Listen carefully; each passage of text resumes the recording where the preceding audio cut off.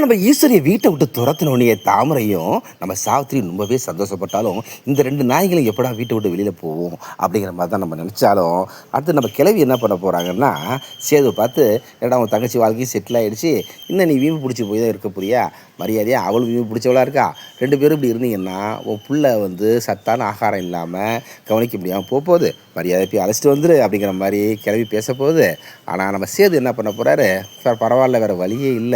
அப்படின்ட்டு, "இந்த பாரு நீ பண்ண தப்புலாம் உண்மதான். யோசிச்சு பாரு. முன்னாடி படிப்பு விஷயத்துல ஏமாத்துன. நெறைய விஷயத்துல ஏமாத்துன. அடுத்து கர்ப்பங்கிற விஷயத்துலயும் ஏமாத்தியிருக்க. மரியாதையா நீ என்ன பண்றன்னா, நேரா எங்க அப்பாட்ட வா. வந்து எல்லாத்துக்கும் தப்புக்கும் நான் தான் மாமா காரணம். மன்னிச்சிருங்க மாமா. இனிமே நான் ஒழுங்கா இருக்கேன்." அப்படின்னு. ஏன்னா எவ்வளவோ பெரிய தப்புக்கெல்லாம் எங்க அப்பா மன்னிப்பு குடுத்துக்கிட்டு இருக்காரு. அதனால நீ இந்த வீட்டுக்கு நெறைய நன்மையெல்லாம் செஞ்சிருக்க. நீ வந்து இந்த வீட்டு மகாலட்சுமி. அதனால நீ வந்து ஏதாவது சொன்னேன்னா கண்டிப்பா எங்க அப்பா ஒத்துக்குவாருங்கிற மாரி சேது வந்து நம்ம தமிழ்ட்ட பேசப் போறாரு. தமிழ் வந்து உடனே, "என்ன இருந்தாலும் நான் பேசுறது முக்கியம் இல்ல. நான் என்ட்ட கரெக்ட்டான விஷயம் தான் பண்ணேன். இருந்தாலும் நான் கேட்கிறேங்கிற முடிவு எடுத்து